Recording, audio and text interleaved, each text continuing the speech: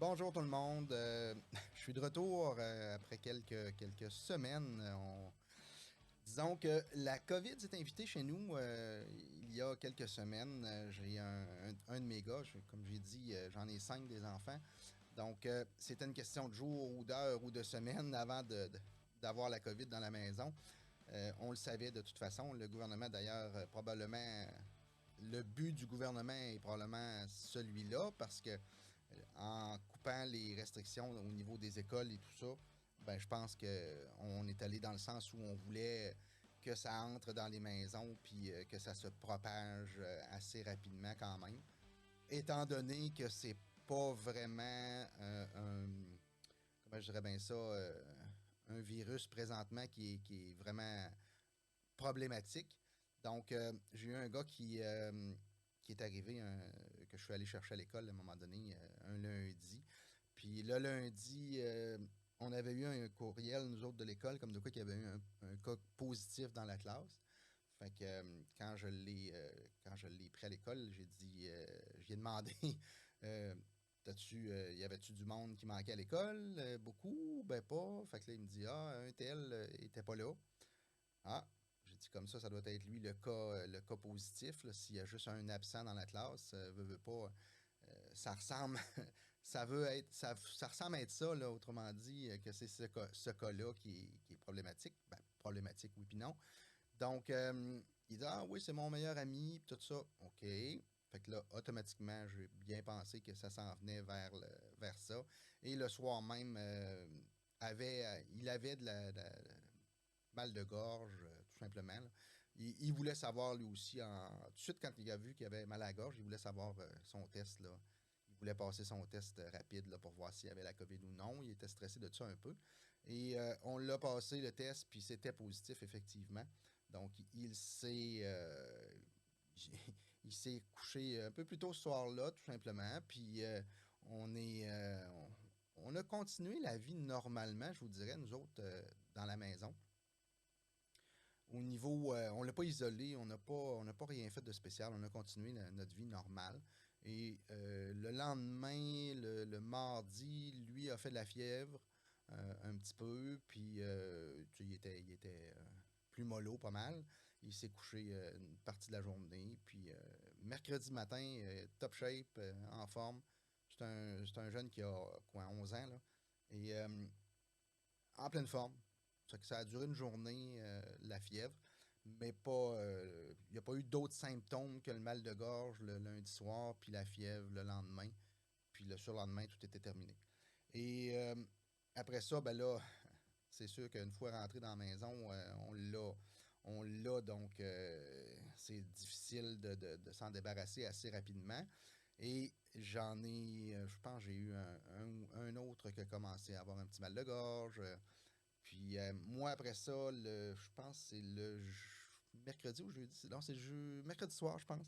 C'est moi qui ai commencé à faire la fièvre. Et je vous dirais que dans la gang, là, c'est moi qui en a eu le plus longtemps. J'ai eu, je pense, c'est 8 jours de fièvre. Assez intense, là. 39,5, ça jouait là-dedans. Et j'ai eu une journée que ça a baissé un peu, puis après ça, ça a recommencé encore. Mais j'ai pas eu d'autres symptômes, là. Un peu de mal de gorge quelques jours, là, je pense à la fin. Mais surtout de la fièvre. Puis je vous dirais que c'est un peu. De la fièvre, veut pas, ça rend plus faible. Donc, il a fallu que je me couche un peu puis me ralentir. J'ai breaké pas mal de choses. J'ai arrêté complètement, on peut dire, tout le travail et tout ça pour justement reprendre le plus vite possible. Mais les autres enfants, il y a un dimanche soir qu'on a testé tout le monde, puis on était 6 sur 7 positifs dans la maison. Et il y avait moi qui avait de la fièvre, puis les autres avaient à peu près rien. Ma conjointe a eu un peu de fièvre. Elle a eu un petit peu de tous les symptômes, mais pas très fort. Fait que ça n'a pas été compliqué de son côté non plus. Ça a duré une journée, la fièvre, là. Puis, mais après ça, c'était juste, bon, mal de gorge un petit peu, odorat, tout ce qui va avec la COVID finalement. Là.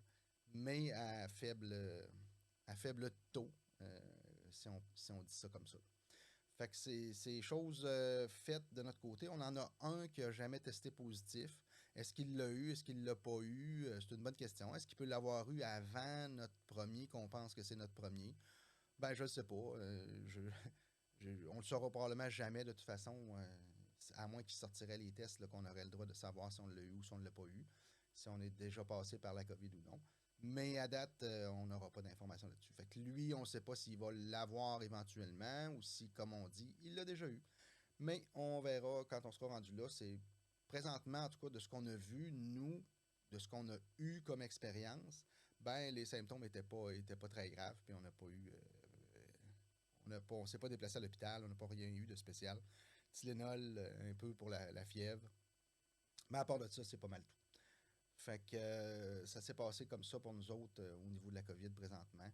Mais j'ai été arrêté, je vous dirais, une couple de semaines quand même à ce niveau-là, à cause justement d'être capable de se rebâtir puis de repartir. Fait que c'est pour ça que j'ai pas fait de podcast dans les dernières semaines. Ça a été un peu plus long. J'en fais un aujourd'hui, c'est mon premier à tous les niveaux. Puis on va voir qu'est-ce que ça va donner, tout simplement. Il s'en est passé des choses pendant que j'ai été arrêté. J'avais quand même connaissance d'un peu tout ce qui se passait. J'écoutais les nouvelles quand même, puis je regardais un peu partout ce qui se faisait. Les convois de truckers à Ottawa, à Québec, j'ai vu plusieurs choses se passer. C'est dur à suivre comment le gouvernement essaye de gérer ça. Moi, je pense que la police a bien fait son travail à Ottawa. Elle les a laissés manifester sans les écœurer, sans provoquer. En fait, il n'y a pas de grabuge, il n'y a pas de problème à part l'occupation des lieux. Donc, je pense de mon côté que la police devrait les laisser tout simplement faire. Ils ont réussi, je pense, aussi à calmer au niveau des klaxons. Je peux comprendre que pour les gens qui demeurent dans le coin la nuit, ben, les klaxons, je pense que c'est peut-être pas une bonne idée, mais en même temps, ils voulaient déranger un certain niveau, mais sans briser, sans faire rien. Fait qu'ils se sont fait entendre. C'est un mouvement qui est quand même aussi qu'on voit, je pense, au niveau de la planète au complet. Euh, Parce que ça fait bouger des choses dans beaucoup d'autres pays. C'est parti du Canada, cette manifestation-là. Je ne comprends pas pourquoi les gouvernements ne règlent pas ça assez simple, même où on est rendu, même encore aujourd'hui. Euh, Pourquoi Trudeau ne fait pas tout simplement une conférence en disant, ben OK, effectivement, on va couper on arrête ça, les mesures sanitaires, là, l'urgence sanitaire, puis tout ce que vous voudrez, on arrête ça. Parce que là, ils sont en train de voter des mesures de guerre. En tout cas, ils veulent mettre en place là, les droits pour les mesures de guerre, donc de se donner des droits extraordinaires. Encore là, pourquoi faire ça alors que la seule phrase que Trudeau a à dire, c'est de dire, OK, je pense que la COVID est derrière nous, puis peut-être qu'on a fait des choses en, en ayant peur, en ne sachant pas qu'est-ce qui allait se passer. Maintenant, on sait comment ça se passe, on sait comment ça arrive, la COVID.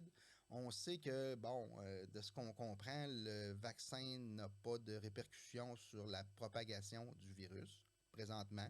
Ça ne change absolument rien au niveau de la propagation. Euh, le masque, de ce qu'on comprend dans d'autres pays, c'est la même chose. On regarde nos voisins, les États-Unis. Écoutez, il y avait le Super Bowl en fin de semaine. Personne n'avait de masque, pourtant il était obligatoire. Il en donnait même à l'entrée, mais personne ne l'a mis. Les personnalités, le maire de la place, les gouverneurs, tout ce que vous voudrez, là, personne n'avait des masques là-dedans. Pourtant, il y avait des amendes prévues. Je pense que c'était 500$ d'amende à ceux qui ne mettaient pas leur masque au Super Bowl. Il n'y a eu aucune arrestation, aucun ticket. Personne n'avait le masque, tout simplement, dans la place. Et c'est ça, presque à la grandeur de la planète maintenant. Ils se sont rendus compte que ça semble pas fonctionner. Il n'y a pas de l'air d'avoir grand-chose qui fonctionne contre Omicron présentement. Peu importe, on parle de quoi. Là. Le passeport vaccinal, c'est un flop monumental selon moi. Mais comme je dis tout le temps, là, c'est mon opinion que je donne. C'est mon opinion que je laisse transparaître directement. Et le passeport sanitaire, le passeport vaccinal, ça n'a pas lieu, mais pas lieu, pas du tout, du tout. J'ai aucune idée à quoi ils veulent en venir avec le passeport, à part que les médias font de la propagande, que c'est dangereux quasiment d'avoir quelqu'un à côté de toi qui est pas vacciné, qui n'a pas de passeport, alors que ça n'a aucun rapport. La personne vaccinée ou non transmet le virus de la même façon, pas plus, pas moins, c'est pas moins pire, c'est pas pire. Euh, c'est dur à suivre, en tout cas, comment ils veulent le régler, mais ça serait tellement, mais tellement facile, tellement simple à régler le problème, premièrement, des manifestations. Deuxièmement, il y a Doug Ford qui était en Ontario, qui lui l'a fait. Il a reculé sur tout. Il a fait sa conférence, je pense, hier, et il a reculé sur tout simplement. Il a dit on s'excuse, on pensait que le masque, ça donnait quelque chose. On pensait, pardon, on pensait que le masque, ça donnait quelque chose. On pensait que le passeport, ça donnait quelque chose. Le vaccin, comme on voit, même si vous êtes vacciné 9 fois, je pense que ça a été même sa phrase directement, même si vous êtes vacciné 9 fois, on s'aperçoit que il n'y a rien contre l'Omicron, entre autres, et le virus en tant que tel. Fait que, oui, peut-être que le vaccin permet moins d'hospitalisation. Est-ce que c'est vrai? Est-ce que c'est pas vrai? On ne le sait pas non plus. Il n'y a pas de grosses études là-dessus. Là. Il n'y a pas personne qui est capable de dire si les vaccinés ou les non-vaccinés, la grosse différence que ça fait. Je pense qu'il y a beaucoup, beaucoup, beaucoup de choses à prendre en compte dans ces études-là, ce qu'on appelle les comorbidités. Là.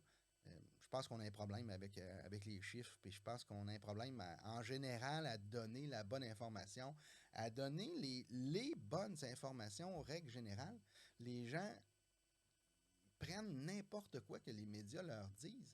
Ils sont en train de faire passer les gens qui manifestent pour des bandits épouvantables, alors qu'il n'y a pas eu rien de dommageable ni à Québec ni à Ottawa présentement. Euh, en fin de semaine, on parle de revenir à Québec. Je pense que c'est organisé pour revenir à Québec. Le maire de Québec, est-ce qu'il réagit bien? Selon moi, non. Moi, je pense qu'il aurait peut-être dû tourner ça à son avantage en disant, ben effectivement, venez-vous-en à Québec, on va vous recevoir, ça va nous faire plaisir de vous recevoir comme manifestants. Profitez de notre ville, profitez de nos avantages. Je pense qu'il aurait dû faire quelque chose du genre. Euh, mais il semble qu'ils veulent pas se le mettre. Je sais pas comment expliquer ça, mais ils veulent pas s'accoter à quelque chose qui est mal vu. Alors que il n'y en a pas de manifestations qui font du grabuge et tout ça. J'ai vu un beau rappel, je pense que c'est 10 ans là, des carrés rouges, quelque chose du genre. Là. Et il faut se rappeler que ça a duré quelques mois, hein?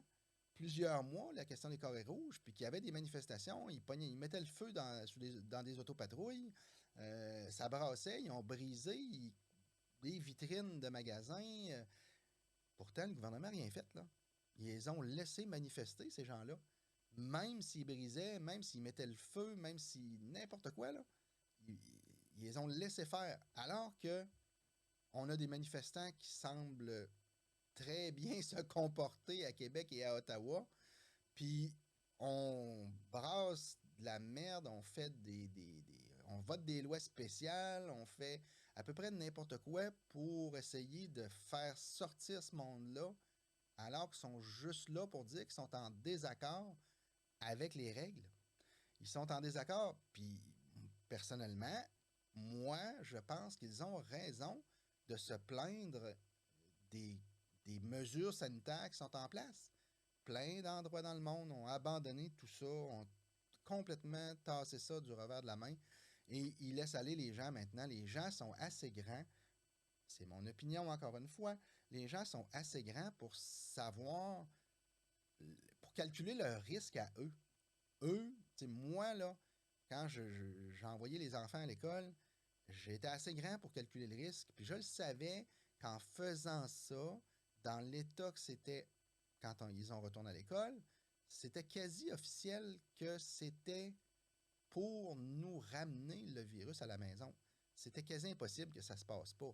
Autant à la garderie, on en a un encore à la garderie, ben moi je pense qu'à la garderie, ça a été la même chose. Et ils ont coupé les mesures. On a eu des courriels au début pour dire hey, il y a eu des cas, il y a des cas d'enfants, il y a des cas d'éducatrices. Puis là, les courriels, tout d'un coup, disparaissent. On n'avise même plus qu'il y a des cas. On doit même plus les retirer, sauf si c'est un positif, il doit prendre 5 jours. Mais tous ceux qui ont été en contact, c'est pas grave. C'est plus grave parce que c'était très, très, très, très grave quelques jours avant. Mais après ça, ils ont changé. Puis là, tout d'un coup, là, c'est pas grave. Fait qu'ils ils ont fait un pas à l'avant en prenant conscience que finalement, la COVID n'était pas si pire que ça. Et que on a parlé même d'un éventuellement, officiellement, un 25% de la population qui aurait déjà eu la COVID présentement. Mais c'est plus une question de 50 puis 60% là, qu'on est rendu, je pense. Ça se parle un peu partout. Mais encore là, c'est de valeur parce qu'il n'y a pas de chiffres qui sortent, il n'y a pas d'informations qui sortent. Les gens à l'interne, puis gardent l'information. Le gouvernement probablement ne veut pas que ça sorte. On ne veut pas sortir, on ne veut pas arrêter l'état d'urgence sanitaire au niveau provincial. M. Legault a de l'air à s'entêter pour ne pas sortir de là. Plusieurs théories sont sur la place. Il aurait 90 jours suite à l'abandon de l'urgence sanitaire pour donner un compte-rendu de tout ce qui s'est passé pendant l'urgence sanitaire et les raisons qui ont mené à l'urgence sanitaire. Donc, il devra fournir les données des contrats qui se sont donnés, parce qu'en urgence sanitaire, ils n'ont pas besoin d'aller voter. Ils donnent des contrats gré à gré, donc ils appellent leur chum pour dire hey, on a besoin de 40 millions de masques dans les écoles. Quand est-ce que tu peux livrer ça? On ne veut pas savoir comment ça coûte, c'est pas grave, c'est pas important. Fait imaginez les factures gonflées qu'on va avoir là-dedans, les cadeaux aux amis, les enveloppes brunes, tout ce que vous voudrez, là, ben, selon moi, là, il y en a eu une puis un autre pendant ce temps-là. L'urgence sanitaire, là, c'est pas pour rien qu'ils veulent pas la retirer. Pourquoi? Parce qu'ils ont 90 jours après pour remettre toutes ces informations-là. Et si on retire l'urgence sanitaire présentement, on tombe avant la levée des sessions parlementaires. Fait que, ils vont être obligés de les fournir. Et ça, automatiquement, on va les avoir avant l'élection qui s'en vient à l'automne. Ils veulent pas ça. C'est clair. C'est clair, clair, clair que le gouvernement Legault ne veut pas donner ces informations-là avant d'aller en élection pour que ça lui nuise au niveau des élections. Fait que ça, je sais pas comment. J'ai beaucoup de misère à comprendre pourquoi les gens n'allument pas sur ça. Euh, Quelqu'un qui pose une question comme ça est traité de complotiste. Pourtant, ça n'a aucun rapport. On n'est plus en urgence sanitaire. Le réel problème, c'est les hôpitaux. Pourquoi le gouvernement ne décide pas de s'attaquer au problème à la base de l'urgence sanitaire, les hôpitaux? Parce que l'urgence sanitaire n'est pas là pour la COVID, là. L'urgence sanitaire, elle est là pour protéger les hôpitaux. Mais depuis 2 ans, on n'a rien changé au niveau des hôpitaux, au niveau de la façon de faire, au niveau de la structure. Je pense qu'il y aurait lieu de faire des changements. Il y avait une belle occasion là, de faire plein de modifications au système de santé quand c'est arrivé au début, là, quand ils se sont aperçus que ça allait tomber et que ça ne marchait plus. Là. Ben, il y avait l'occasion parfaite pour dire on met tout ça au vidange puis on repart le système au complet. Et je racontais, je me souviens plus à qui, à un client cette semaine, que j'ai eu à un moment donné dans la famille, dans la belle famille, une qui a eu un cancer du sein. Là, probablement à peu près une vingtaine d'années. Et on était dans une période où le gouvernement, justement, les hôpitaux ne fournissaient pas à traiter les gens, ni pour les cancers, ni pour autres. Là. Et elle avait été dans les personnes qui se faisaient traiter aux États-Unis parce qu'ils ont pris une entente. Le gouvernement avait pris une entente avec les États-Unis, avec les États voisins, et envoyait des patients se faire traiter. Elle, c'était dans le Maine. Et cancer du sein, elle prenait l'autobus de mémoire le dimanche, puis s'en allait dans le Maine. Pouvait, euh, pouvait amener avec elle une personne de la famille, si je me souviens bien, là, dans sa chambre. Elle avait l'hôtel payé et les soins payés. Mais elle n'en revenait pas qu'il y avait du service, mais du service là-bas épouvantable comparativement à ce qu'elle devait subir ici quand elle allait à l'hôpital pour les mêmes choses. Là. Fait que, je pense qu'elle serait restée là, elle, juste pour les soins. Elle a fait plusieurs mois là, de soins. Je me souviens plus c'était quoi exactement. Là. Je pense que c'était de la radio, puis peut-être de la chimio aussi. Là. Mais s'est fait opérer là-bas, tout ça, puis s'est passé là-bas. Et n'a que de bons mots à dire au niveau du système de santé dans le Maine, qui n'est pas un État. C'est pas un gros État, là, le Maine. Mais comparativement à nous, les soins étaient incroyables, qu'elle disait, puis que c'était merveilleux de se faire soigner là-bas. Pourtant, le gouvernement a fait ça il y a une vingtaine d'années, a envoyé des gens se faire soigner aux États-Unis puis payer la facture, tout simplement. Puis en plus de payer l'hôtel, en plus de payer le transport, je pense qu'il revenait aux 2 semaines, je pense, quelque chose du genre, là, en autobus. Fait que il revenait. Fait que le transport était tout payé, là. Tout était payé par le gouvernement du Québec pour baisser la liste d'attente, je pense, au niveau des soins. Est-ce que ça a donné grand-chose? Ils n'ont pas appris encore parce que 20 ans plus tard, ils ont des problèmes, les mêmes problèmes qu'on avait une vingtaine d'années avant. Les listes d'attente sont pleines, les hôpitaux ne fournissent pas, les urgences sont pleines. Qu'on ait à l'urgence puis qu'on soit là pendant 20 heures, là, c'est pas normal. Absolument pas normal de faire ça, de vivre ça. Ni pour des adultes, mais encore moins pour des enfants. Et pourtant, personne ne dit rien là-dessus. Hey, mais non, nous autres, on est chanceux, on a les services de santé gratuits. Gratuits. Regardez combien vous payez d'impôts sur votre paye. Il y en a 50% qui va en santé. Vous appelez ça gratuit? Vérifiez combien vous payez d'impôts, comment ça vous coûte dans l'année, puis moitié de ça va en santé. C'est 1 milliard par semaine, si je me souviens bien, qui est dépensé en santé. C'est complètement, mais complètement illogique qu'on ne soit pas capable de fournir la population qu'on a avec les effectifs qu'on a. On est mal organisé, on a un mauvais système, on dépense l'argent pas à bonne place, on fait n'importe quoi, mais on ne règle pas le problème. C'est ça qui devrait se régler. C'est ça qui n'est pas normal.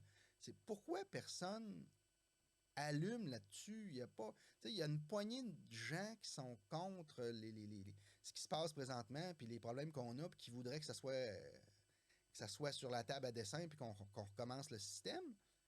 Mais les autres, là, qui allument pas, pourquoi ça allume pas le monde? C'est ça.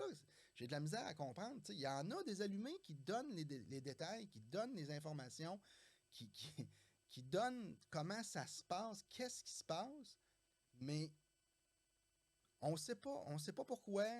Il n'y a personne qui réagit, personne qui veut passer à d'autres choses, à améliorer le système. Des fois, à un moment donné, je l'ai peut-être déjà dit dans un podcast, de donner la facture à toutes les fois que tu vas à l'hôpital. Faire signer la facture à celui qui a eu les soins. Pas dire merci à la prochaine, ça coûte rien, c'est gratuit, vous êtes chanceux. C'est non, ça a coûté 16 000 votre brûlure là, qu'on vient d'arranger. Là. Ça a coûté 16 000. Tu ne payes pas parce que le gouvernement va le payer, mais de faire en sorte que les gens voient qu'est-ce que ça coûte en réalité avoir les soins, que c'est pas gratuit, qu'il y a un coût attaché à ça. Moi, je pense que ça serait déjà une bonne chose que les gens s'aperçoivent qu'ils sont allés parce que le nez coulait, puis ça a coûté 850$ pour se faire dire ben, va-t'en à la maison, prends des Tylenol, beau dodo, puis de l'eau en masse, une couple de jours, ça devrait être passé. Ben, ça a coûté 850$ juste pour ça. Voyons, allume, va pas à l'hôpital parce que le nez te coule. Au pire, va voir le pharmacien. Encore là, je rouvre une boîte. Et le pharmacien, pourquoi il donne pas plus de pouvoir aux pharmaciens? Pourquoi on ne donne pas plus de pouvoir aux infirmières, aux infirmiers? Les gens qui font le tri à l'hôpital seraient probablement capables là, de régler au moins, dans ma tête, là, au moins 30-40% des cas aux premiers 10 minutes qui sont dans l'hôpital. Selon moi, là, les gens qui font le tri à l'hôpital, là, ils pourraient sortir un pad puis presque régler 30-40% des cas immédiatement sans voir un médecin pour désengorger la salle d'urgence, désengorger les soins, que les gens qui en ont besoin pour de vrai soient capables d'en avoir, tout simplement. Mais je ne sais pas. Il y a une question de syndicat, il y a une question. Mais pourquoi les gens ne s'assoient pas pour régler le problème? C'est là qu'est le problème. C'est pas la COVID, c'est pas la grippe, c'est pas d'autres choses. C'est les soins de santé, autant dans les CHSLD que dans les hôpitaux. Les cas de COVID ou les morts, là, la plupart, la grande, grande majorité, là, c'était des établissements gérés par le gouvernement. Pas ailleurs. Les CHSLD ont je ne sais pas comment de 1000 morts. C'est géré par le gouvernement. C'est supposé d'être, en tout cas, selon moi, dans le top. Mais non, c'est l'inverse. On a complètement dérapé, on a complètement tout échappé à ce niveau-là. Mais ce qu'on entend parler, c'est que les gens sont pas corrects, ils font pas attention, il faut garder le masque, il faut garder la distance, il faut avoir le passeport vaccinal. Le passeport vaccinal, là, il sert à quoi? À écœurer les commerçants, les entrepreneurs qui ont déjà de la misère à avoir des employés pour faire vivre leur commerce. Ça prend un autre employé pour prendre le passeport vaccinal à la porte. Puis je dis ça dépend des magasins, là. Quand c'est gros, ça prend plus qu'un. Euh, la SQDC, la SAQ, qui doit engager des agents Garda pour valider les passeports. Là, aujourd'hui, c'est le fun. Il n'y en a plus. Là. Ils n'ont plus besoin de valider passeport dans les grandes surfaces, ni la SQDC, ni la SAQ. Est-ce que ça va durer? Est-ce que le gouvernement aura l'audace dans une prochaine vague de COVID? Mais encore là, la vague, on ne veut pas la connaître parce qu'on ne veut pas tester. Ce qui est une bonne chose. Que les gens attrapent la COVID, c'est pas un problème. Il y en a quelques-uns qui se rendent à l'hôpital. C'est ceux-là qu'on prend soin, puis c'est tout. Mais les gens qui l'ont, puis c'est tout. Ils se couchent à la maison quelques jours, puis c'est terminé. On n'en parle plus. Puis s'il y a des problèmes autres que de se coucher à la maison puis d'être correct, ben là, on se rend à l'hôpital. Et là, on aurait de la place si les gens sont corrects, si les gens sont à la bonne place, parce que les cliniques de vaccination sont pleines d'infirmiers et infirmières, de médecins même. Puis il n'y a personne pour être vacciné. Il n'y a plus personne qui se fait vacciner. Là. Ils ont une couple de personnes par jour pour se faire vacciner. Ils ont commencé, je pense, à retourner des gens dans leur travail normal, dans les hôpitaux et tout ça. Mais ça fait longtemps que ça aurait dû être fait pour aller prêter main forte aux gens dans le milieu hospitalier, pour régler ces problèmes-là, justement, déjà à la base, qu'on diminue les listes d'attente, puis qu'on recommence à faire les opérations normales dans le système de santé, mais profitez-en pour refaire le système de santé, reconstruire la façon de faire avec les gens du milieu, pas les hauts fonctionnaires, pas les gens dans les bureaux, dans les tours à bureaux, c'est pas ça. Ça prend les gens sur le terrain. Ces gens-là sont capables de reconstruire puis d'aligner les choses pour que ça fonctionne. Après ça, moi, je pense pas que ce soit une question d'argent. L'argent, je pense que c'est pas vraiment un problème en santé. 1 milliard par semaine dans une province comme nous autres, là, en tout cas, selon ce que j'ai vu, ça a quasiment pas de sens. Mais on l'a, l'argent. Il faut juste la mettre à la bonne place. Puis d'après moi, on en a même trop de l'argent. On va être capable de refaire des hôpitaux, on va être capable de recentrer certaines opérations, mais c'est pas des chefs que ça prend. Ça prend des gens sur le terrain pour remettre en branle tout ce système-là au complet. En tout cas, mais c'est comme je dis, je comprends puis je comprends pas. Le gouvernement veut pas sortir de l'état sanitaire d'urgence parce qu'on va être obligé de donner des comptes rendus, des informations, des rapports. Et là, ça va nous nuire pour nos élections qui s'en viennent. On a vu du M qui remonte cette semaine, épouvantable, là, dans les sondages. On commence à avoir peur parce que là, c'était un nono dans le coin qui était tout seul puis qui parlait tout seul. Mais là, on s'aperçoit qu'il y a beaucoup de gens qui, par le problème de la COVID, le problème de l'urgence sanitaire, que les gouvernements n'abandonnent pas les règles qui veulent. Les gens sont écœurés tout simplement de ces règles-là. Les masques à l'école, là, ça devrait plus être là. Ça fait longtemps. Là. Les enfants ne devraient pas avoir de masque. Il va y avoir des problèmes tantôt épouvantables avec certains enfants parce qu'ils vont avoir des difficultés de langage. De voir la bouche de l'autre, apprendre à parler, apprendre des mots, des syllabes, des sons, sans voir la bouche, ben, on va voir que ça va avoir des répercussions, c'est certain. C'est certain que ça va en avoir des répercussions. C'est. En tout cas, les manifestants qui manifestent avec des enfants, là, ils ont changé, ils changent la loi, ils ont passé une loi, je pense, là, que là, les enfants n'auront pas le droit d'aller à la manifestation. Ben voyons donc, c'est quoi le rapport? Il n'y en a pas de problème dans les manifestations. Il n'y a pas de monde qui font sauter des bombes, qui pètent des vitres, puis qui mettent le feu dans les chars. Ils sont là pour dire qu'ils sont en désaccord, tout simplement. Pourquoi empêcher, donner des amendes, premièrement, de penser de faire une loi comme ça n'a aucun rapport. C'est facile, simple à régler le problème des manifestations présentement. Faites tout simplement une conférence en disant, effectivement, on enlève les règles, on enlève l'urgence sanitaire, on enlève le passeport vaccinal, on remet ça à reset avant la COVID, puis on recommence notre système, puis on va ajuster tout ça ensemble, puis on va tout faire ce qu'il y a à faire, puis bon, ça serait facile, facile, facile. Il y en aurait plus. Ça serait terminé, tout le monde plierait bagage, s'en retournerait à la maison, pas de masque, puis tout le monde serait content. Mais non, je sais pas. Trudeau semble s'entêter lui aussi. Il semble être tout seul dans son coin. Ça commence à sortir même même son parti. Il y a des gens qui sortent. Il y a Lightbound qui est sorti pour justement dire que lui, il n'était pas pour la division, justement, qu'on devrait peut-être penser autrement. Puis il est chanceux dans un certain sens, il reste là, mais j'ai l'impression qu'il n'est pas tout seul dans son.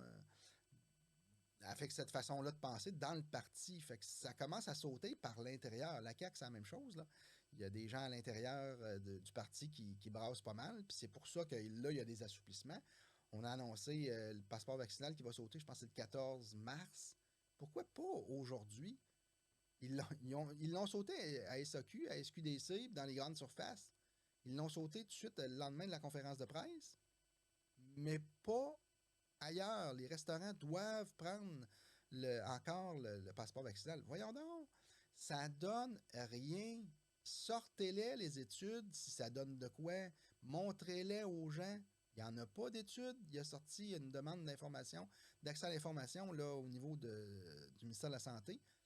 Puis la santé publique dit on n'a aucun document en rapport avec le passeport vaccinal. Ils n'ont jamais conseillé le gouvernement de mettre en place le passeport vaccinal. Comment voulez-vous qu'ils conseillent le gouvernement de l'enlever? Ils n'ont jamais conseillé de le mettre. Il n'y a pas d'étude de fait. Il y a un courriel officiel de sortie de la santé publique qui le dit, qui le mentionne, qui n'en ont pas d'informations. Est-ce que c'est bon, pas bon? Est-ce qu'on a dit de. On n'a aucun document, c'est marqué comme ça. Là. Il n'y a aucun document en rapport avec le passeport vaccinal. C'est dur à comprendre. Je ne sais pas quand est-ce que les gens vont réellement passer à l'action, pas de briser, c'est pas ça. Faire ce que les camionneurs font, là. Je pense qu'on devrait tous être là, nous-mêmes, comme gens, pour dire que ça n'a plus de bon sens, qu'est-ce qui se passe présentement. J'ai bien de la misère à comprendre comment ça que les gens ne réagissent pas. Oui, il y en a qui ont peur. Ben, continuez à garder vos masques. Mais est-ce qu'on est obligé de dire aux autres de garder les masques? Moi, je crois pas. Mais c'est mon opinion, comme je le dis tout le temps. Fait que faut qu'il bouge, faut qu'il fasse quelque chose à ce niveau-là. Je pense que le gouvernement, en tout cas, je sais pas comment ça va bouger à un moment donné, mais il y a quelque chose qui va se passer. Il y a un mouvement qui est en train de se faire, que les gens sont écœurés, les gens n'écoutent plus beaucoup, de toute façon, les conférences de presse. Et ça brasse à un autre niveau présentement. Puis ça fait juste commencer, selon moi. Là. Et je pense qu'on va aller plus loin encore là-dedans, sans briser, sans rien faire. Là. Mais je veux dire, juste de donner notre opinion, notre façon de manifester pacifiquement, de se rendre à des endroits stratégiques, puis de se faire entendre, ben, je pense que c'est une bonne chose que le gouvernement va peut-être finir par comprendre qu'il faudrait peut-être qu'il écoute le monde. Ils sont pas au-dessus du monde, ils sont en dessous du monde. C'est ça non plus que les gens ne comprennent pas. On n'a pas à subir ce que le gouvernement nous dit. On doit leur dire quoi faire. Ils doivent nous écouter, tout simplement. Fait que si la majorité est pour ça, ben, le gouvernement devrait écouter tout simplement, ou qu'ils sortent la preuve qu'il doit faire ça. Ils n'en sortent pas de preuve, ils n'en ont pas. Ils peuvent pas justifier tout ce qui s'est passé depuis le début. Il n'y a à peu près rien qui se justifie présentement. Fait qu'ils sont en problème. Fait que quand l'urgence sanitaire va être enlevée, ils n'auront rien pour justifier tout ce qui s'est fait. Fait qu'ils vont s'en aller en élection, ils vont mettre ça de côté, ils vont s'organiser pour que les gens oublient de poser des questions. Ils vont organiser pour que ça comment je dirais bien ça, là, que ça passe en dessous du radar, tout simplement. J'espère que les gens vont s'en souvenir. J'espère que les gens. Tu sais, il y en a qui disent bon, ben, Duhem, ah non, je voterai pas pour lui. Oui. C'est pas ça qui va se passer. C'est qu'il y en a beaucoup qui vont voter contre Legault et non pour un autre. C'est ce que ça se fait depuis plusieurs élections, de toute façon. Là. Les gens votent contre quelqu'un, ils votent pas pour quelqu'un. C'est plate. Mais l'important, ça serait justement de sortir puis de dire que les gens sont pas contents comment ça fonctionne, d'essayer d'avoir des comptes rendus si on est capable, parce que sinon, probablement que quand ça va être le temps des comptes rendus, ils vont être malades puis ils seront pas capables d'aller donner l'information. Comme Marguerite Blais, je pense qu'il devait comparaître, qui a finalement. Je pense qu'elle a comparu finalement, mais on comprend qu'elle n'a pas comparé à la bonne place, là, dans le bon temps puis dans le bon ordre. Ils l'ont mis voyons, en congé forcé. Il était malade, supposément, était épuisé, il était vraiment magané. Fait que, mais comme par hasard, c'était la semaine qu'il fallait qu'elle passe en commission. Alors, la Ville de Québec, le maire qui est là, Marchand, semble pas collaborateur au niveau des camionneurs, justement, alors qu'ils sont venus, ils n'ont rien brisé, ils n'ont rien tassé, ils n'ont rien. Tout s'est bien passé, ils ont juste fait acte de présence. Ils ont été fins, ils ont dit on va laisser le carnaval passer, puis on va revenir dans 2 semaines après le carnaval. C'est cette fin de semaine. Donc, probablement qu'il va y avoir du monde en fin de semaine, j'ai l'impression, à Québec, devant le Parlement, pour justement montrer qu'on est tanné de ces mesures-là et qu'on voudrait passer à d'autres choses, qu'on voudrait revenir au temps normal qui ne justifie pas un état d'urgence sanitaire comme c'est là présentement. Il y a plein de choses qui ne sont pas encore réglées. Là. Oui, on enlève le passeport vaccinal le 14 mars. Ah, c'est le fun. Mais on n'a jamais parlé que les enfants n'auraient pas de masque à l'école. Là. Il n'y a aucune donnée, il n'y avait aucune date de sortie pour ça. Là. Les enfants gardent toujours leur masque à l'école. Les masques dans les magasins sont toujours obligatoires, même si le passeport ne sera plus obligatoire pour entrer dans les restaurants, exemple. Le masque va demeurer pareil. Alors qu'on sait très bien qu'il ne sert pas ou pratiquement pas le masque normal. C'est prouvé, c'est donné. Il y en a plein de pays qui les ont les données et c'est pour ça qu'ils abandonnent le masque. La plupart des places qui ont vérifié, qui ont validé, ben ils abandonnent à peu près toutes les règles. Tout simplement, ils redeviennent à la normale, puis c'est tout. On vit avec le virus, on vit avec une grippe, une bonne grippe, une grosse grippe, qui s'en va de ce qu'on comprend tranquillement à la baisse tout le temps, qui devient de moins en moins difficile à gérer. On comprend qu'ici, c'est difficile à gérer parce que les hôpitaux, même quand il n'y en a pas de grippe, quand il n'y en a pas de virus, c'est déjà le bordel. Fait que c'est sûr que quand il y a un petit boom de 200 personnes qui rentrent à l'hôpital tout d'un coup, ils deviennent tout débordés partout, tout casse.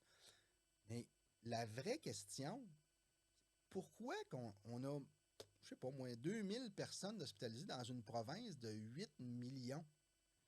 2000 personnes hospitalisées dans une province de 8 points quelques millions et on n'est pas capable de fournir 2000 personnes. Il est là le problème. C'est pas le virus, c'est pas d'autre chose. Le problème, il est dans les hôpitaux, pas dans les maladies, pas dans les gens. C'est dans les hôpitaux qu'il est le problème.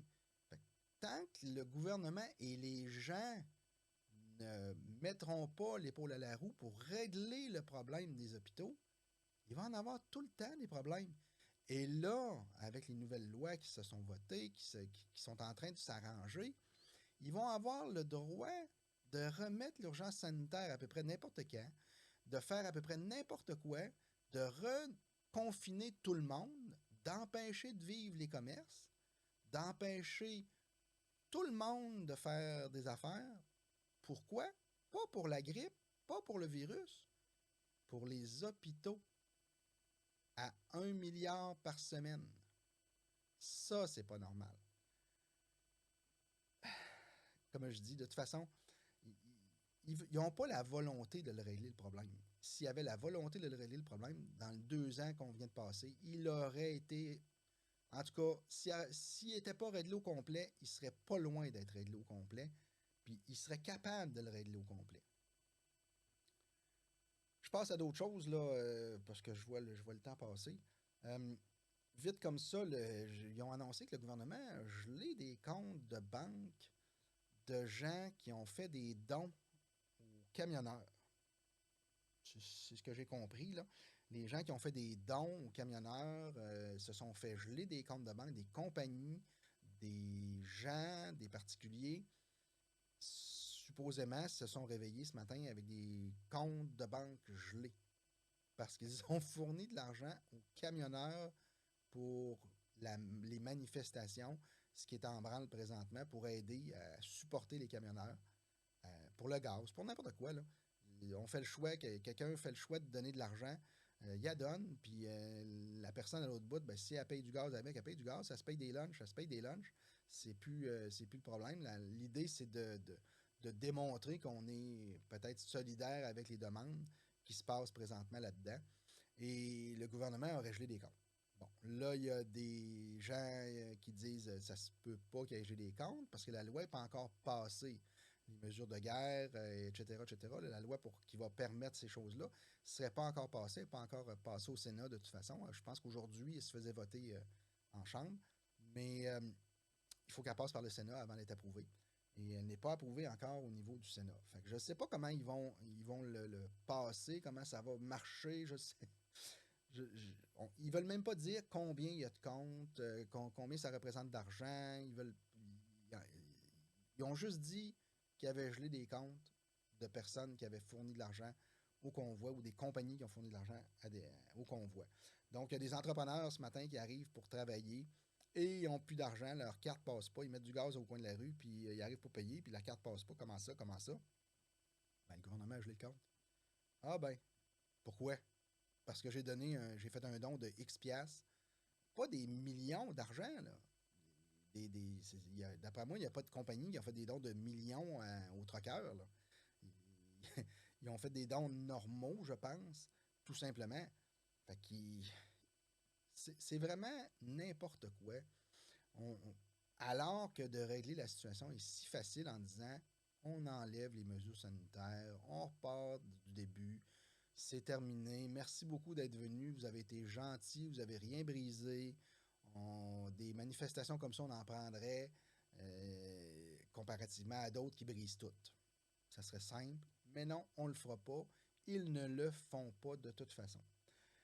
L'économie, qu'est-ce qui va arriver avec l'économie? J'ai bien hâte de voir, mais tantôt, ça va passer serré à quelques places, dans plusieurs domaines, dans plusieurs endroits. Les cours d'auto neuves sont vides, les cours d'auto usagés sont vides parce que de la neuve, il s'en vend pas parce qu'il n'y en a pas. Ils n'en ont pas parce qu'il manque de pièces. Il n'y a pas de pièces parce que là, ils ont sorti que le pont ambassadeur avait été bloqué. C'est à cause de ça qu'il manque de pièces. Ben voyons, ça fait 2 ans. Là. Ça fait 2 ans que c'est jamais et qu'il manque de tout partout. Fait qu'il y a d'autres problèmes ailleurs que, que le pont ambassadeur. Là. C'est pas le pont qui fait que tout d'un coup, il manque de tout partout. Là. C'est pas vrai. Ça peut avoir une répercussion. Ça, je suis d'accord. Peut-être qu'il va y avoir des retards dans d'autres choses. Peut-être que le retard, au lieu de finir dans 3 ans, il va finir dans 3 ans et demi à cause de X affaires. Mais reste que le problème à la base, il n'est pas réglé. C'est juste ça. Pourquoi on a un problème? Ben, c'est parce qu'on bloque tout. On est en urgence sanitaire. Les gens qui ne veulent pas travailler peuvent le faire très facilement. Les gens là, qui ne veulent pas travailler un matin, ils ont juste envoyé une photo d'un test à leur patron et dire ben, je peux pas, je suis positif. Ou ma fille est positive. Fait que je suis obligé de rester à la maison, puis je suis obligé de m'isoler moi aussi. Fait que les gens qui ne veulent pas travailler profitent de ce système-là, de ces façons de faire que le gouvernement approuve, tout simplement, alors que ce n'est plus. C'est plus le temps de ça. C'est passé, c'est terminé. On passe à autre chose et on avance, on corrige les problèmes. On en a eu des problèmes, on sait lesquels. Ben là, on passe en mode correction de problèmes. C'est ce qui devrait être fait, tout simplement. Ça serait simple, facile, pas compliqué, mais on fait le choix de ne pas faire ça. Et ce qui est plus plate encore là-dedans, les médias, les journalistes ne posent pas de questions. On commence à voir quelques journalistes qui posent quelques questions, mais encore là, quand le gouvernement répond quelque chose, pourquoi pas le challenger tout de suite avec une autre question en disant ouais, ok, tu me réponds ça, mais le réel problème, il n'est pas là. Allez-y, bombardez. C'est des gens qui sont là, qui sont élus pour répondre aux questions des électeurs. Pourquoi on se lève pas et poser des questions, puis arrêter de se faire rire en pleine face, de patiner? J'ai vu Geneviève Guilbeault, je pense qu'elle a duré 45 minutes en chambre, à dire n'importe quoi, des niaiseries par-dessus niaiseries, juste pour étirer le temps et empêcher la période de questions. Ben voyons donc! Il n'y a pas juste moi puis quelques personnes alentour de moi qui voient ça et qui disent ben voyons donc, ça n'a pas de bon sens. Pourquoi en chambre, il n'y a pas quelqu'un qui se lève et dit hey, attends un peu là, il y a de quoi qui ne marche pas ici, là? Tu sais, c'est pas logique, c'est pas normal. On laisse aller les choses, il n'y a rien de grave. C'est une cour d'école épouvantable.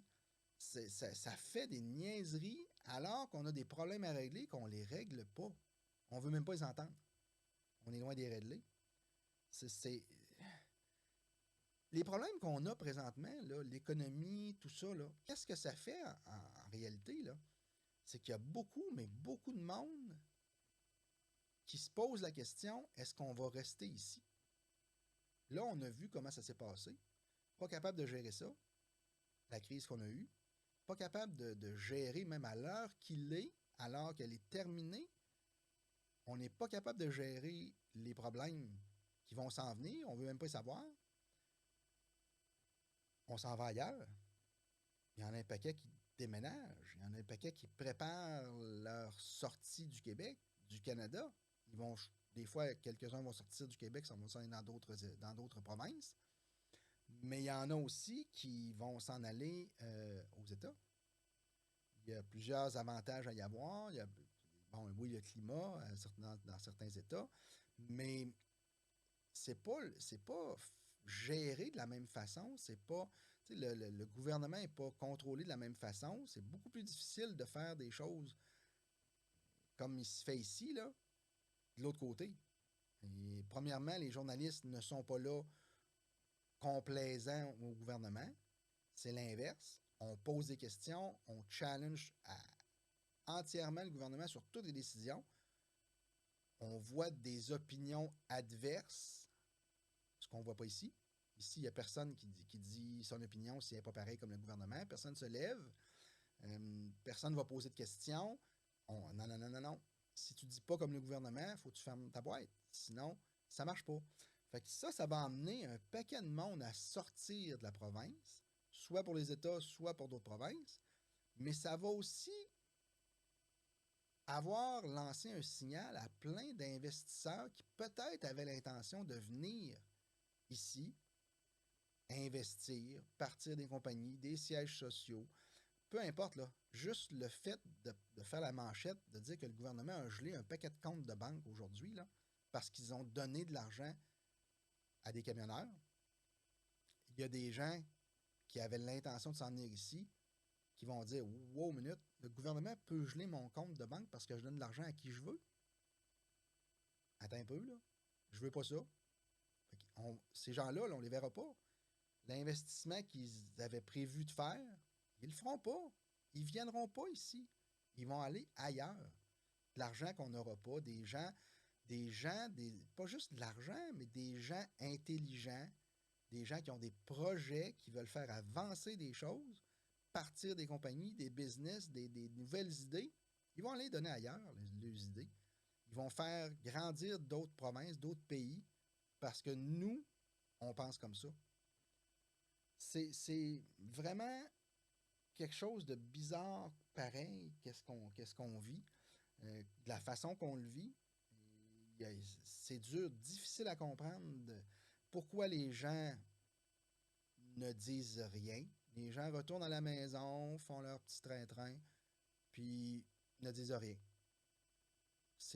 On voit, là, on commence à voir le vent tourner. Les gens commencent à s'apercevoir qu'il y a des choses pas normales.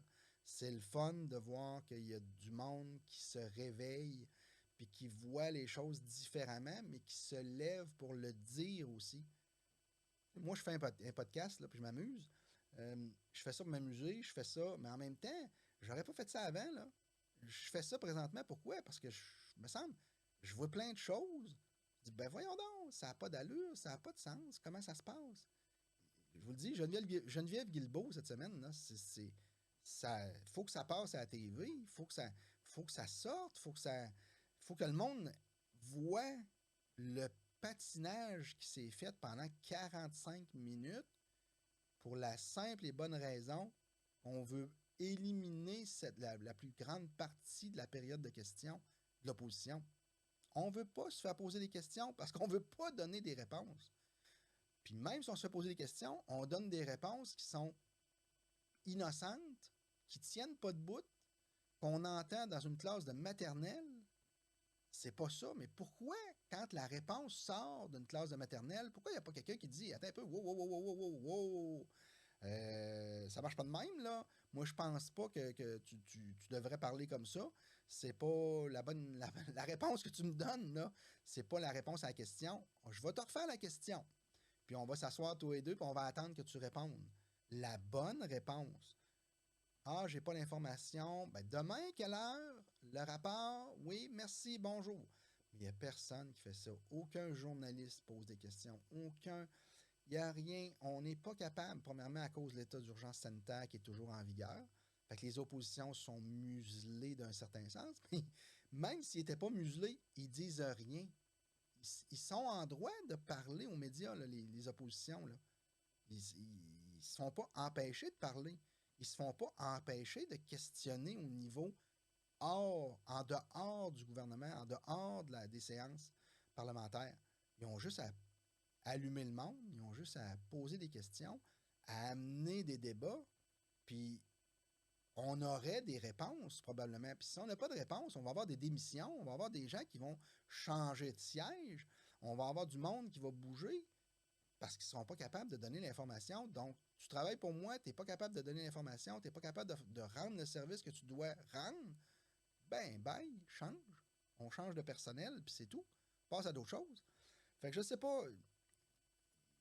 C'est bien bizarre comment ça se passe. Ça fait plusieurs fois que je le dis, vous allez dire, là. Mais je sais pas. J'espère qu'à un moment donné, il y a du monde qui vont appuyer le monde qui pose des questions. J'espère qu'il y a du monde qui vont en poser des questions. Euh, Juste de poser des questions, c'est de demander des comptes. Pourquoi vous dépensez 1 milliard en santé? J'aimerais ça le savoir, moi. Pourquoi ça coûte 1 milliard par semaine en santé? C'est complètement illogique. Si au moins ça marchait, je comprendrais. On dirait, ce qu'on a, c'est merveilleux, ça va bien, on arrive à l'urgence, on rentre, on se fait accompagner tout de suite, nos tests, tout est réglé tout de suite, mais ça coûte cher, mais au moins on a le service. Mais là, ça coûte cher, mais on n'a aucun service au niveau santé. Puis au niveau santé, au niveau, à plein de niveaux en fait. On parle de n'importe quoi à peu près, tout ce qui est gouvernemental. Il n'y en a pas, il n'y en a pas de service tout simplement. Les gens se foutent, font le job.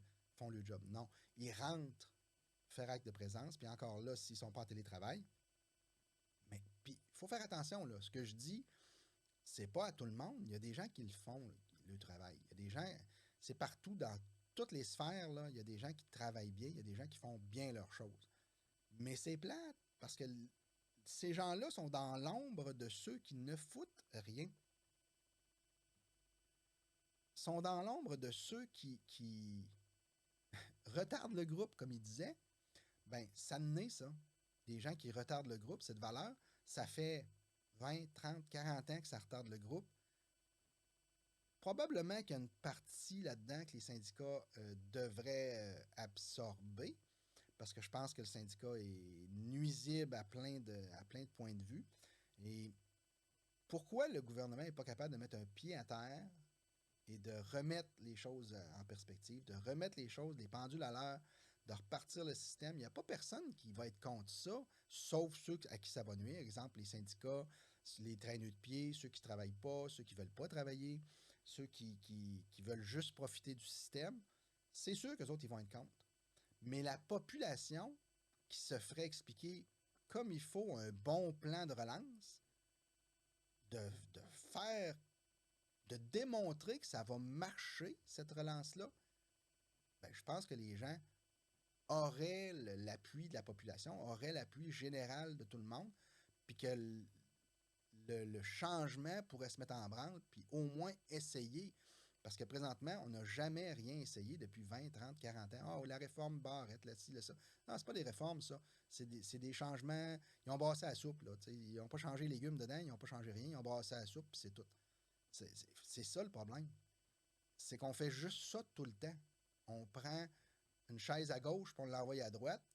On pense que ça va corriger le problème. Mais non, il y a juste deux chaises, là. On les a juste changé de place.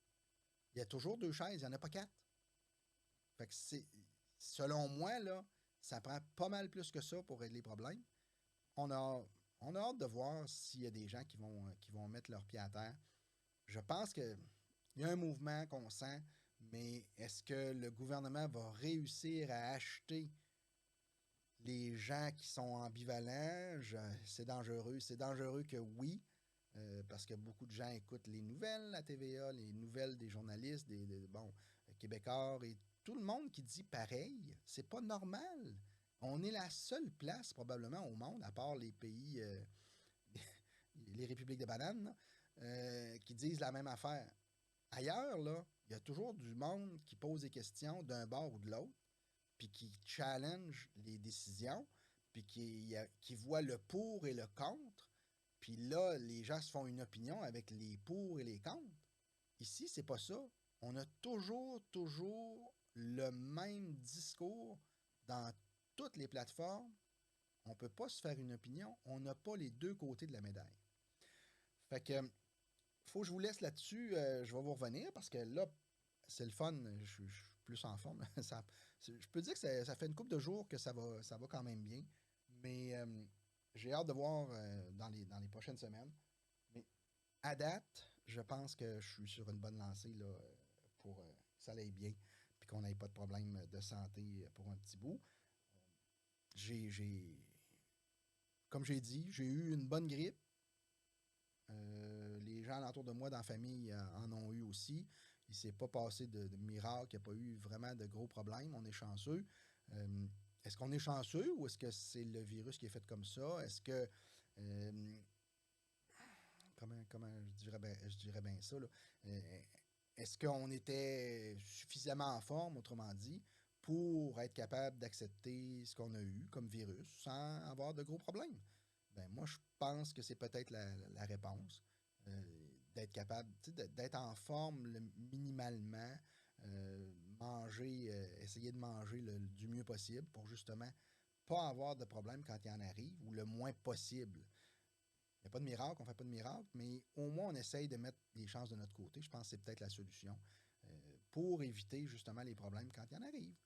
Donc, je vous laisse avec ça et je vous reviens probablement d'ici quelques jours parce que j'ai recommencé là, à partir d'aujourd'hui à travailler normalement. Fait que je repars la machine et on va faire des podcasts. J'aimerais ça avoir des idées, si vous avez des informations, si vous avez, je sais pas moi, des suggestions de sujets, des gens que je pourrais peut-être interviewer, rencontrer, donner des sujets autres que ceux que je fais.